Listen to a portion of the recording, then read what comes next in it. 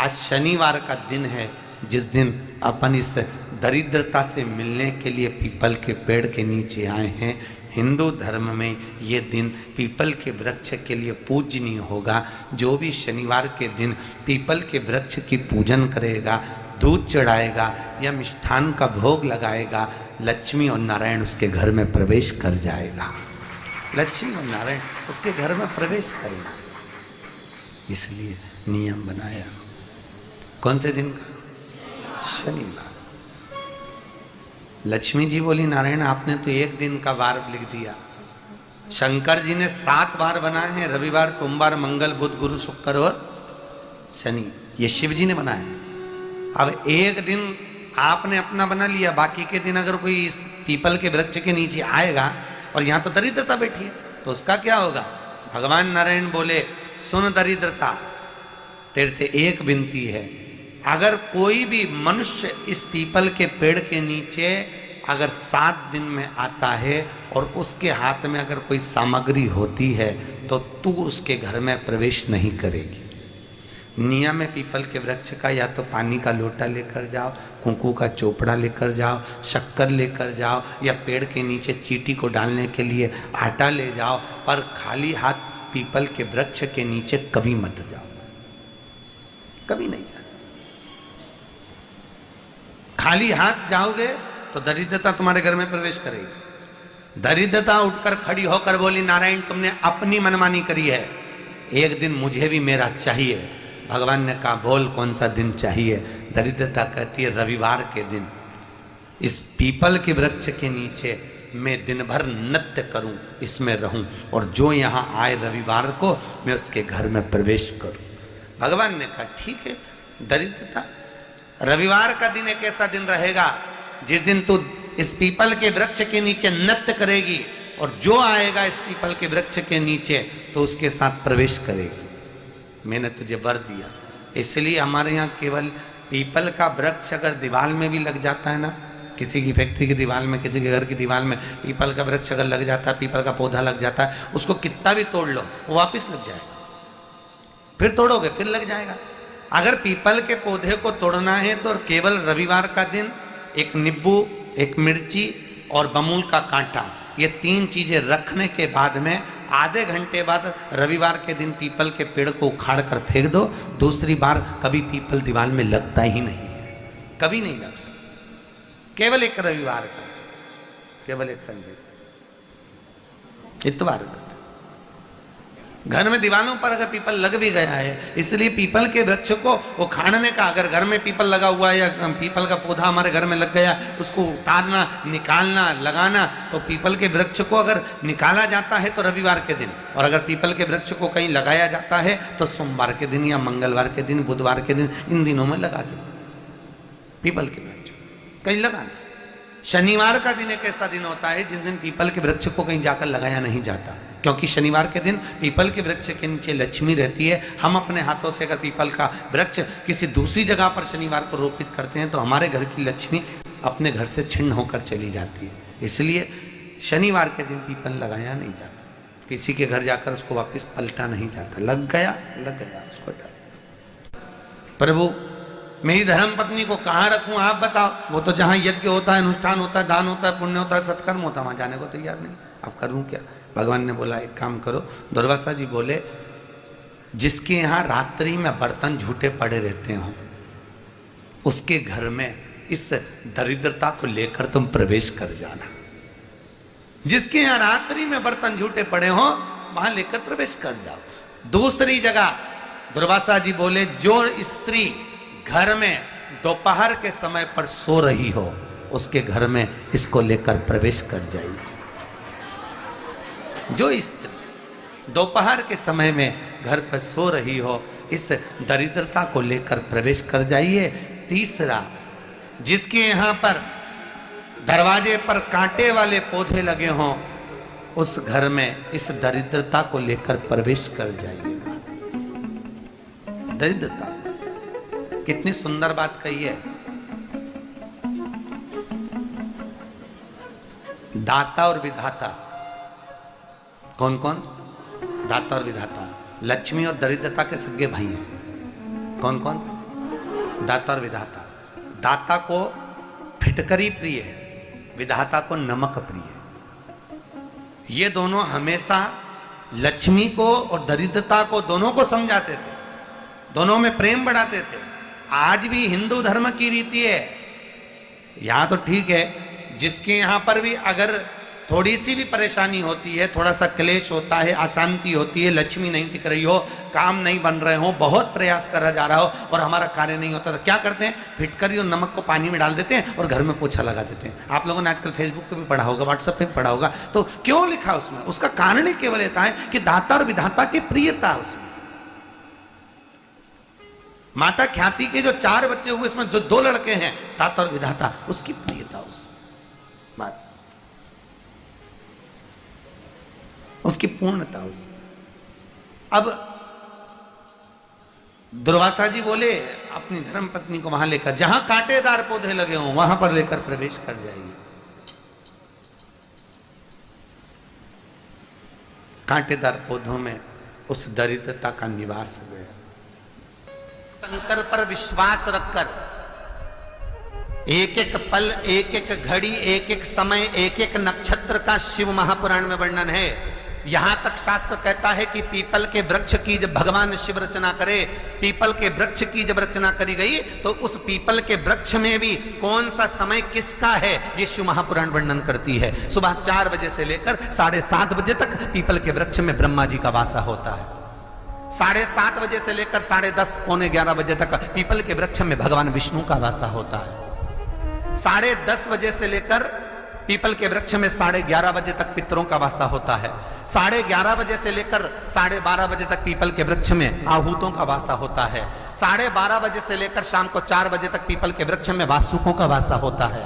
4 बजे से लेकर शाम को 7:30 बजे तक पीपल के वृक्ष में शंकर का वासा होता है। 7:30 बजे से लेकर 9:30 बजे तक पीपल के वृक्ष में कुबेर का वासा होता है। 9:30 बजे से लेकर फिर कुबेर के वृक्ष में अन्य देवों का वासा चालू हो जाता है। इसलिए हमारा हिंदू धर्म कहता है, हमारे शास्त्र कहते हैं कि पीपल के वृक्ष को जब पूजा जाता है, पीपल के वृक्ष की जब पूजन करी जाती है, तो सुबह 10:30, 11, ज्यादा से ज्यादा 11:30, ज्यादा से ज्यादा 12, उसके पहले पीपल के वृक्ष की पूजन कर लेना चाहिए। क्यों? क्योंकि 11:30 बजे से लेकर 12:30 बजे तक पीपल के वृक्ष में पितरों का वासा रहता है,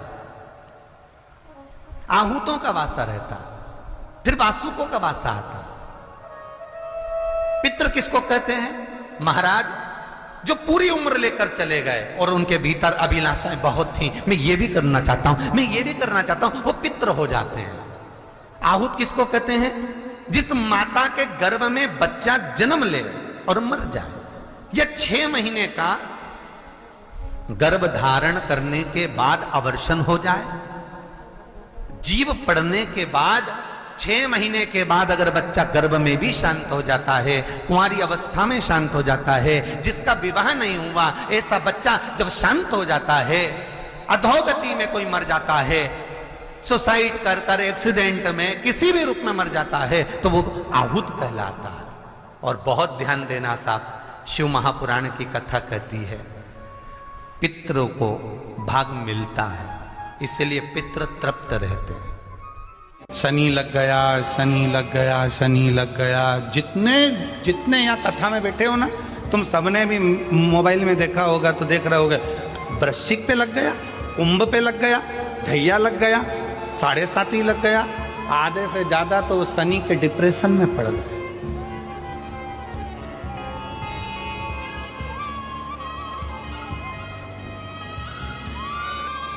अरे भाई, शिव महापुराण की कथा को उठाकर देखिए, दुनिया के लोगों को शनि लगता है, शनि को शंकर लगता है।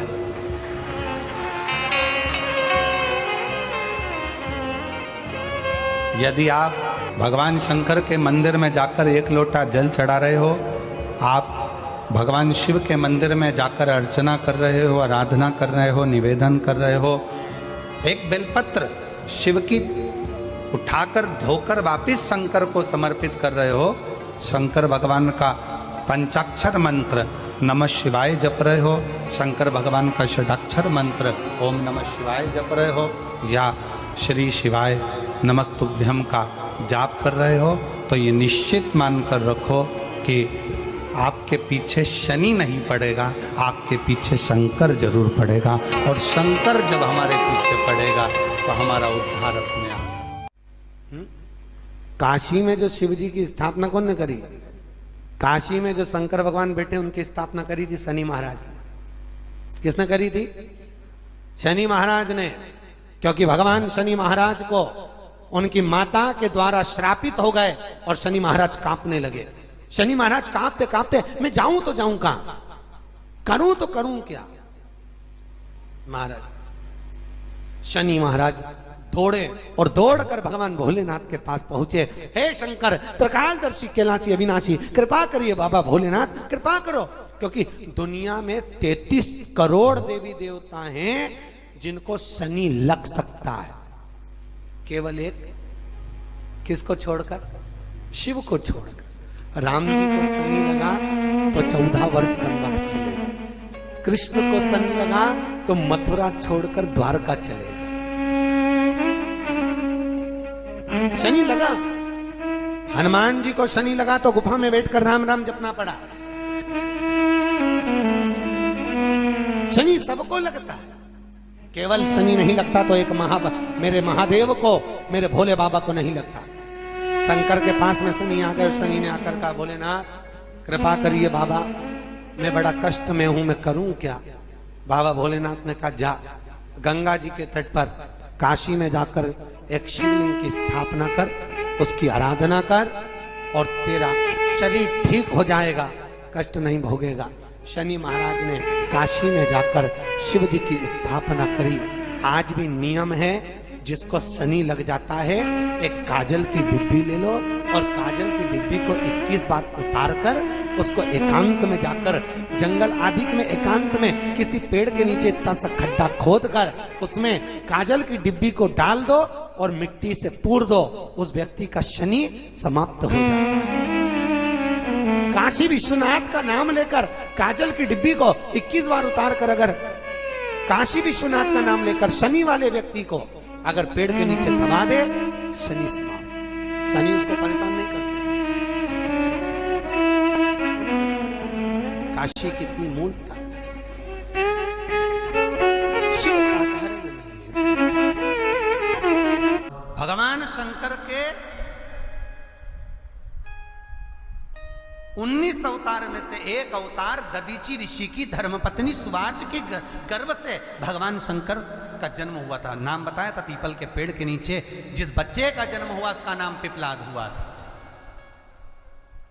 और शंकर का ही एक अवतार है पिपलाद, शिव का ही स्वरूप, क्योंकि शंकर की आराधना से, शिव की अर्चना से उत्पन्न हुआ था।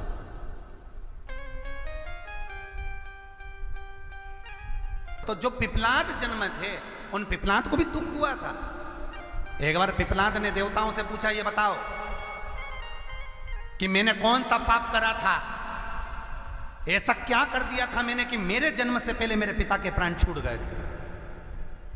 तो 33 कोटि देवता, भगवान विष्णु, ब्रह्मा पिपलाद से कहते हैं, तुम्हारे पिता के प्राण देवताओं के हित के लिए निकले थे और एक कारण था, शनि ने कुदृष्टि तुम्हारे पिता पर दे दी थी, इसलिए तुम्हारे पिता को तो प्राण त्यागना ही थे। पिपलाद को क्रोध आ गया और पीपल के वृक्ष के नीचे खड़े होकर पिपलाद ने हाथ में जल लेकर शनि महाराज से कहा, रे शनि, मैं तुझे श्राप देता हूं कि तू तारामंडल में से, ग्रह मंडल में से नीचे गिर जा, जमीन पर जा। और शनि महाराज जमीन पर गिरने लगा। देवताओं ने आकर पिपलाद की स्तुति करी, क्योंकि शंकर का स्वरूप है पिपलाद। पिपलाद शंकर का स्वरूप, स्तुति करी, आप क्षमा करो शनि देवता को। शनि को लाकर खड़ा कर दिया। तब पिपलाद ने देखा क्षमा मांगने आया है तो क्षमा कर दिया, पर एक शब्द शनि देव तेरे को कहता हूं। शंकर स्वयं पिपलाद के रूप में शनि से कहते हैं, शनि सुन, जन्म लिए बच्चे से लेकर 16 वर्ष की आयु तक, 16 वर्ष की आयु तक शनि कभी किसी बच्चे पर प्रभाव नहीं देगा। यदि जन्म लिए बच्चे से लेकर 16 वर्ष की आयु तक किसी बच्चे पर शनि की कुदृष्टि पड़ेगी तो शनि तारा मंडल से, ग्रह मंडल से जमीन पर गिर जाए। शनि ने हाथ जोड़कर निवेदन करा, कभी मैं जन्म लिए बच्चे से लेकर 16 वर्ष तक के बच्चे को कभी कष्ट नहीं दूंगा, मेरी कुदृष्टि नहीं पड़ेगी, मेरी कुदृष्टि नहीं पड़ेगी। शनिवार के दिन जो पीपल के वृक्ष में सरसों के तेल का दीप लगाता है उसको शनि कभी परेशान नहीं करता। एक बात हमेशा ध्यान रखिएगा, मान लो अगर कोई भारी रोग ऐसा शनि महाराज के कारण हो गया हो, अच्छे काम करते करते उल्टे हो रहे हैं, होते हैं किसी किसी के साथ में, विपरीत परिस्थितियां आ जाती है, अच्छा करने जाओ बुरा हो जाता है, अच्छा कर्म करने जाओ बुरा हो जाता है। तो पीपल के वृक्ष की जो छाल होती है, छाल देखिए, पीपल के वृक्ष में जो छाल लगी होती है, उस छाल को घिसकर चंदन बनाकर भगवान शंकर का स्नान कराकर, अभिषेक कराकर, पूजन कराकर, पूजन कराने के बाद में पिपलेश्वर महादेव का नाम लेकर, कौन से महादेव? पिपलेश्वर महादेव का नाम लेकर वो जो घिसी हुई छाल होती है उस छाल का तिलक भगवान शंकर को लगा लो और उसी का थोड़ा सा भाग अपने कंठ पर, मस्तक पर लगाना प्रारंभ कर दो। धीरे धीरे जो विपरीत दशा है वो सुधरना प्रारंभ हो जाती है। पर नाम याद रखना, पिपलेश्वर। इसलिए शिव महापुराण की कथा कहती है, यदि राहु है, केतु है, शनि है, मंगल है, बुध है, शुक्र है, शनि है, आपको कोई भी ग्रह परेशान कर रहा है, आपके जीवन में कोई ग्रह अगर अनिष्टकारी है, आपके जीवन में अगर कोई ग्रह अनिष्टता प्रदान कर रहा है, तो निवेदन है शंकर के मंदिर में जो कलश लेकर आप जाएं, जल लेकर जाएं, उस कलश में मात्र अक्षत के 2 दाने डालकर ले जाएं, मात्र 2 अक्षत के दाने। जैसे सूर्य नारायण को प्रसन्न करने के लिए अपन कुंकू डाल लेते हैं, हल्दी डाल लेते हैं जल में, या चने की दाल डाल लेते हैं जल के अंदर। सूर्य नारायण को प्रसन्न करने के लिए हमने चने की दाल डाली, कुंकू डाला, हल्दी डाली, और कभी कभी सूर्य नारायण भगवान से बहुत जरूरी काम है और वो कार्य हो ही नहीं रहा है, या तन पर कोई रोग हो गया है, तो उसको मिटाने के लिए कई बार हमने भगवान सूर्य को अर्घ देते समय सफेद फूल भी डाला, कभी लाल फूल भी डाला। उसी तरह भगवान शंकर से निवेदन करने के लिए, हमारी ग्रह दशा सुधारने के लिए जल के पात्र में 2 अक्षत के दाने, अक्षत भी पूर्ण अक्षत, पूर्ण अक्षत, खंडित नहीं, पूर्ण अक्षत भगवान शंकर को समर्पित करते हैं। शनि लग गया, शनि लग गया, शनि लग गया, जितने यहाँ कथा में बैठे हो ना, तुम सबने भी मोबाइल में देखा होगा तो देख रहे होगे, वृश्चिक पे लग गया, कुंभ पे लग गया, धैया लग गया, 7.5 लग गया, आधे से ज्यादा तो शनि के डिप्रेशन में पड़ गए।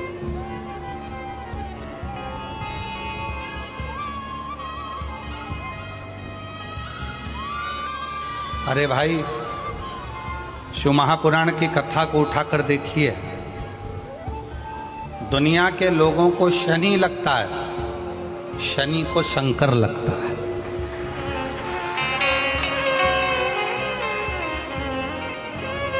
यदि आप भगवान शंकर के मंदिर में जाकर 1 लोटा जल चढ़ा रहे हो, आप भगवान शिव के मंदिर में जाकर अर्चना कर रहे हो, आराधना कर रहे हो, निवेदन कर रहे हो, एक बेलपत्र शिव की उठाकर धोकर वापिस शंकर को समर्पित कर रहे हो, शंकर भगवान का पंचाक्षर मंत्र नमः शिवाय जप रहे हो, शंकर भगवान का षडाक्षर मंत्र ओम नमः शिवाय जप रहे हो, या श्री शिवाय नमस्तुभ्यम का जाप कर रहे हो, तो ये निश्चित मानकर रखो कि आपके पीछे शनि नहीं पड़ेगा, आपके पीछे शंकर जरूर पड़ेगा। और शंकर जब हमारे पीछे पड़ेगा तो हमारा उद्धार अपने आप। काशी में जो शिव जी की स्थापना कौन ने करी? काशी में जो शंकर भगवान बैठे उनकी स्थापना करी थी शनि महाराज ने। किसने करी थी? शनि महाराज ने। क्योंकि भगवान शनि महाराज को उनकी माता के द्वारा श्रापित हो गए और शनि महाराज कांपने लगे। शनि महाराज कांपते कांपते, मैं जाऊं तो जाऊं कहां, करूं तो करूं क्या। महाराज शनि महाराज दौड़े और दौड़कर भगवान भोलेनाथ के पास पहुंचे। हे शंकर, त्रिकालदर्शी, कैलाशी, अविनाशी, कृपा करिए बाबा भोलेनाथ, कृपा करो। क्योंकि दुनिया में 33 करोड़ देवी देवता हैं जिनको शनि लग सकता है, केवल एक किसको छोड़कर, शिव को छोड़कर। राम जी को शनि लगा तो 14 वर्ष वनवास चले गए, कृष्ण को शनि लगा तो मथुरा छोड़कर द्वारका चले गए। शनि लगा, हनुमान जी को शनि लगा तो गुफा में बैठकर राम राम जपना पड़ा।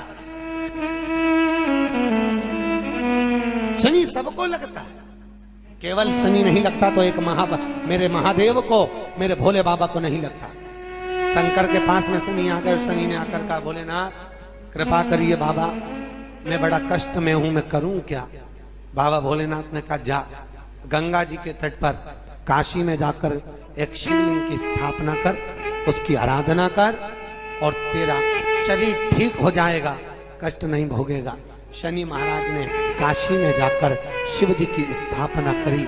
आज भी नियम है, जिसको शनि लग जाता है एक काजल की डिब्बी ले लो और काजल की डिब्बी को 21 बार उतार कर उसको एकांत में जाकर, जंगल आदि में एकांत में किसी पेड़ के नीचे इतना सा खड्डा खोद कर उसमें काजल की डिब्बी को डाल दो और मिट्टी से पूर दो, उस व्यक्ति का शनि समाप्त हो जाता है। काशी विश्वनाथ का नाम लेकर काजल की डिब्बी को 21 बार उतार कर अगर काशी विश्वनाथ का नाम लेकर शनि वाले व्यक्ति को अगर पेड़ के नीचे दबा दे, शनि समाप्त, शनि उसको परेशान नहीं कर सकता। काशी कितनी मूलता है, शिव साधारण नहीं है। भगवान शंकर के 19 अवतार में से एक अवतार दधीची ऋषि की धर्मपत्नी सुवाच के गर्भ से भगवान शंकर का जन्म हुआ था। नाम बताया था पीपल के पेड़ के नीचे जिस बच्चे का जन्म हुआ उसका नाम पिपलाद हुआ था। और शंकर का ही एक अवतार है पिपलाद, शिव का ही स्वरूप, क्योंकि शंकर की आराधना से, शिव की अर्चना से उत्पन्न हुआ था।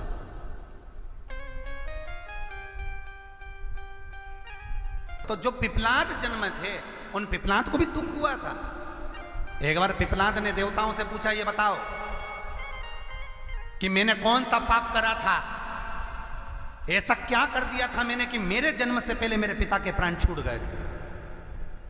तो 33 कोटि देवता, भगवान विष्णु, ब्रह्मा पिपलाद से कहते हैं, तुम्हारे पिता के प्राण देवताओं के हित के लिए निकले थे और एक कारण था, शनि ने कुदृष्टि तुम्हारे पिता पर दे दी थी, इसलिए तुम्हारे पिता को तो प्राण त्यागना ही थे। पिपलाद को क्रोध आ गया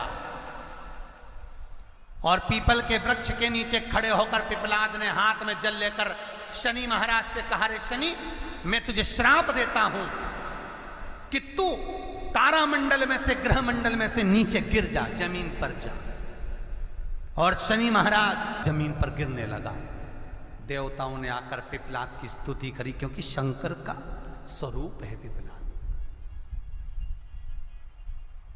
पिपलाद शंकर का स्वरूप, स्तुति करी, आप क्षमा करो शनि देवता को। शनि को लाकर खड़ा कर दिया। तब पिपलाद ने देखा क्षमा मांगने आया है तो क्षमा कर दिया, पर एक शब्द शनि देव तेरे को कहता हूं। शंकर स्वयं पिपलाद के रूप में शनि से कहते हैं, शनि सुन, जन्म लिए बच्चे से लेकर 16 वर्ष की आयु तक, 16 वर्ष की आयु तक शनि कभी किसी बच्चे पर प्रभाव नहीं देगा। यदि जन्म लिए बच्चे से लेकर 16 वर्ष की आयु तक किसी बच्चे पर शनि की कुदृष्टि पड़ेगी तो शनि तारामंडल से, ग्रह मंडल से जमीन पर गिर जाएगा।